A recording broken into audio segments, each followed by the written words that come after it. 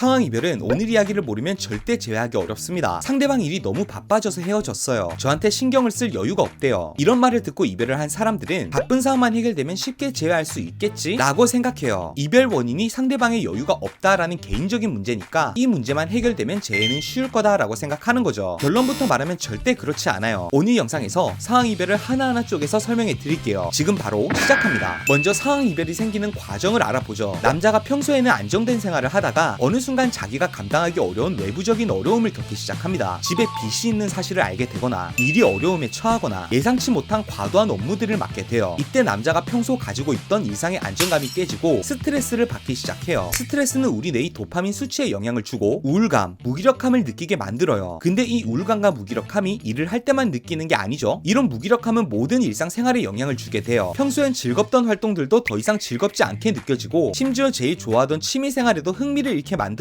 연애도 피해갈 수 없어요. 여유가 있을 땐 여자친구만 보면 미친듯이 열정을 느꼈었는데 이럴 땐 그런 열정이 전혀 안 느껴지고 연애에 대한 책임감만 무겁게 느껴집니다. 이때 남자는 자신의 감정에 대한 착각을 하게 돼요. 더 이상 설레지 않는 걸 보면 마음이 식은 건가 봐. 그리고 이런 상황이 되면 여자는 서운함을 느끼게 되고 남자 상황을 이해하고 숨겨보려 해도 조금씩 티가 나요. 결국 남자는 나는 지금 쉬고 싶어, 당분간 연애하고 싶은 마음이 없어, 이런 말을 하면서 이별을 선택해요. 이런 상황 이별은 두 가지로 구분할 수 있어요. 첫 번째로 빈번한 갈등과 함께 이별을 하게 되는 경우예요. 여자는 연애에 신경 쓰지 못하는 남자에게 서운함을 표현하게 되고 이 표현이 감정적인 갈등으로 번지게 돼요. 이런 갈등을 바탕으로 남자가 이별을 선언했다면 사실 이건 상황 이별과 감정 이별이 섞여 있는 상황이에요. 두 번째로 작은 트러블이 생기자마자 이별을 말하는 경우예요. 이런 상황에 놓이면 남자는 자신감 하락을 겪어요. 일에서도 자신감을 잃고 연애에서도 내가 이 상황을 잘 이끌어 나갈 자신이 없어, 결국 지금은 괜찮을지 몰라도 나중엔 더 나쁘게 헤어질 거야, 이렇게 이 관계의 미래가 암울하다고 느끼게 돼요. 이런 이별은 시간이 지나면서 후폭풍 가능성도 높고 잠시 후 말해드릴 방법만 잘 이용해도 생각보다 쉽게 제외할 수 있어요. 먼저 그 전에 상황 이별을 겪는 분들이 흔히 가지는 오해를 먼저 풀어드릴게요. 제 친구 남친은 훨씬 바빠도 안 그런데 왜 얘만 이래요? 사실 물리적인 시간이 중요한 게 아니에요. 저는 하루에 최소 12시간 이상은 일을 합니다. 근데 제가 연애나 주변 인간관계를 못 챙길 만큼 스트레스를 받진 않아요. 반대로 하루에 딱 5시간만 일하는 사람이라도 상황에서 오는 스트레스는 엄청날 수도 있는 겁니다. 시간이 중요한 게 아니라 스트레스의 정도가 중요하다는 거죠. 사람마다 정신적인 그릇은 다른 거예요. 산전수전 다 겪은 사람들의 멘탈과 이런 상황을 난생 처음 겪는 사람들의 멘탈은 다를 수밖에 없는 겁니다. 인생은 절대평가가 아니라 상대평가라고 생각하셔야 돼요. 그래서 상황 이별은 어떻게 제외하라고요? 상황 이별을 겪는 분들이 꼭 상대방에게 하는 얘기가 있어요. 우리 같이 노력해보자. 나도 널 많이 이해하고 배려할게. 절대 이렇게 말하면 안 돼요. 먼저 우리와 상대방이 이 상황을 바라보는 포커스가 다르다는 걸 이해해야 돼요. 우리는 상대방과 나의 관계에 집중하고 있지만 상대방은 자신이 받는 스트레스에 집중하고 있어요. 우리와의 관계 개선은 생각할 여유가 조금도 없다는 거죠. 이 상황에서 나는 너랑 헤어지기 싫으니까 이렇게 문제를 해결해보자 라는 말은 상대방의 입장과 핀트가 달라도 너무 다른 이야기예요. 가장 중요한 건 관계는 일단 차치하고 상대방의 상황과 스트레스에 대해 신경 쓰는 모습을 먼저 보여줘야 돼요. 3가지 방법을 말해드릴게요. 첫 번째, 적응기를 줘야 돼요. 이런 상황 이별은 우리가 어떤 얘기를 하는지가 중요한 게 아니라 상대방의 스트레스가 최소한의 수준이라도 해소돼야 돼요. 지금 상황이 쉽게 해결될 것 같지 않고 오래 갈 것 같은데요? 이렇게 고민하는 분들 많으실 텐데 사람은 적응의 동물입니다. 사람의 뇌는 자신이 괴로운 상황을 절대 그대로 두지 않아요. 처음엔 괴로운 상황을 부정하다가 여러 단계를 거쳐 결국 수용하는 단계가 와요. 사업에 망한 사람들을 보면 한동안 우울감에 패인 생활을 하다가 결국 상황을 받아들이고 현실에 맞게 다시 일어서는 사람들이 생기잖아요. 만약 상황이 해결되어야만 여유가 생긴다라는 말이 성립하려면 사업에 실패한 사람들은 끝까지 회복하지 못하고 우울감 속에 살아야 한다는 건데 꼭 그렇지만은 않거든요. 물론 스트레스 해소 시간은 사람마다 다르지만 일반적인 상황에선 짧으면 3개월, 길어도 6개월이면 충분해요. 상황이 해결돼야지만 재회를 할 수 있다. 잘못된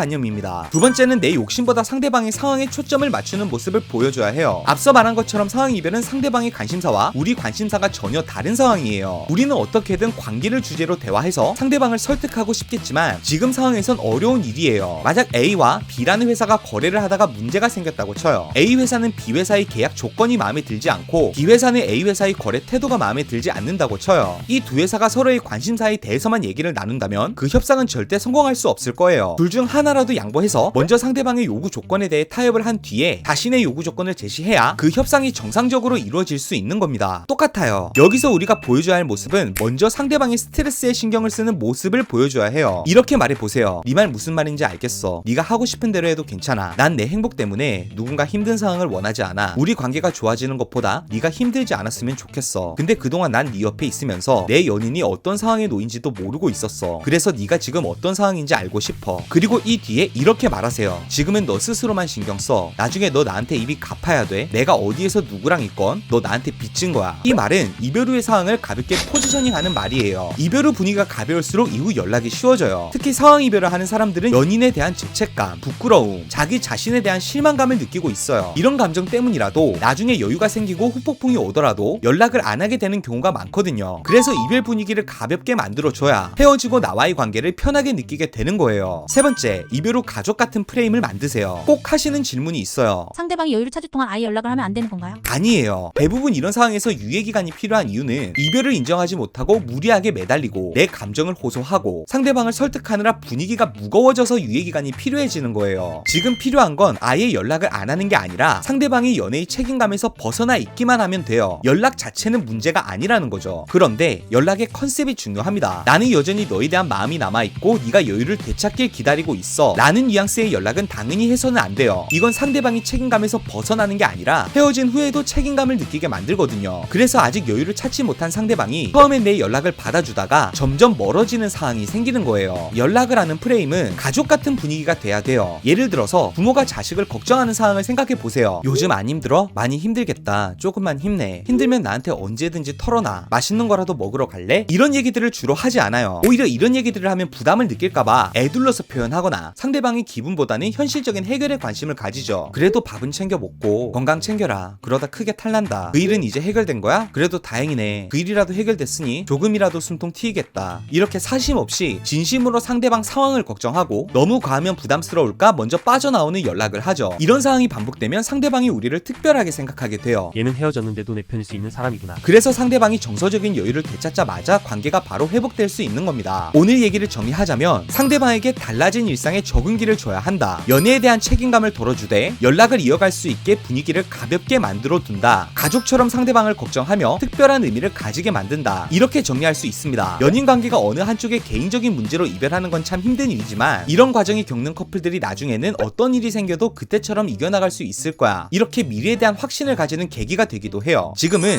미래를 위한 시험을 겪고 있다고 생각하세요. 이 시험이 끝난 뒤에는 서로에 대한 더 굳은 확신을 가지게 될 겁니다. 재회에 대해서 더 깊게 알고 싶다면 영상 설명란과 댓글에서 제 PDF 받아보시고 오늘 영상이 도움이 되셨다면 주변에 비슷한 이별을 겪고 있는 지인들에게 공유해주세요. 여러분이 공유해주신다면 도움은 제가 드리겠습니다. 그럼 오늘도 행복한 연애 하세요.